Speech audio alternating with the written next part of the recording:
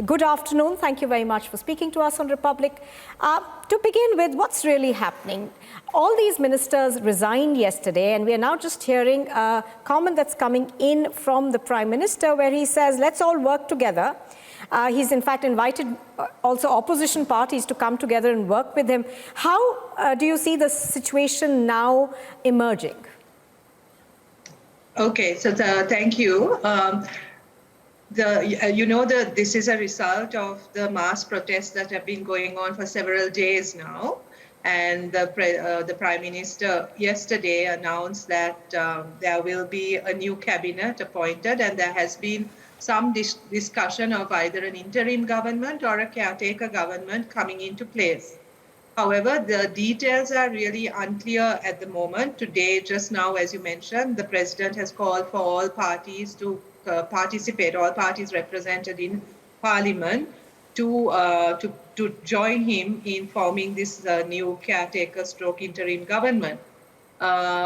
We haven't had any official notification yet of what this actually means. And for how long such an arrangement is going to be, and what the position of the President and Prime Minister is going to be. Because as you know, the protests have been calling for the resignations of the President in particular, and also the Prime Minister. So I don't think the public will be satisfied with the continuation of the same leadership. Their demands are for the President to resign as well, and also for all the Rajapaksa family members in the cabinet to resign also. So the public have also started since yesterday and this announcement of a caretaker government being calling for the government to ensure that those who've engaged in corruption and fraud are held to account. Mr. Marasuriya, if I understand it correctly, at the heart of it is the fact that people in Sri Lanka are extremely fed up of the nepotism. And perhaps, you know, a part of this economic crisis that you see is because of that.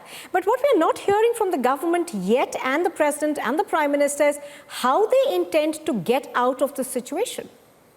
Exactly. So for the people, this is something that goes way beyond just the mass protests. If you've been hearing what people are saying, it goes way beyond just a sort of a change of heads, as it were, right? They are actually calling, they are asking for much broader reforms. They see the economic crisis that we are currently in as the responsibility of the Rajapaksas in particular, of a particular culture of corruption and nepotism that has led to this situation. So the demands are much broader than just a change of cabinet, right? And the government at the moment has had in no way indicated that they are ready to go in for discussions about those much more needed structural reforms that people have been demanding. Right, so, you know, what do you see as the way forward for Sri Lanka in terms of getting the country out of this economic crisis that we see? Because perhaps, you know, it is the worst that Sri Lanka has ever seen. No, absolutely. It's unprecedented. We've never had such a crisis, an economic crisis of this proportion, even during the war, right? Yes. And we had 30 years of war, and yet the economic crisis was not at this level. So certainly there's a lot that needs to be done, but I think the issue mainly is of the dwindling foreign reserves, right? And the problem with the dollar reserves in the country. So the immediate steps have to be taken to increase foreign remittances to the country, which were not possible in the last several because of the policy decision taken by this government. Ms. Amarasuriya, I'm going to have to interrupt you there. I'll just come back to you. We are going across live.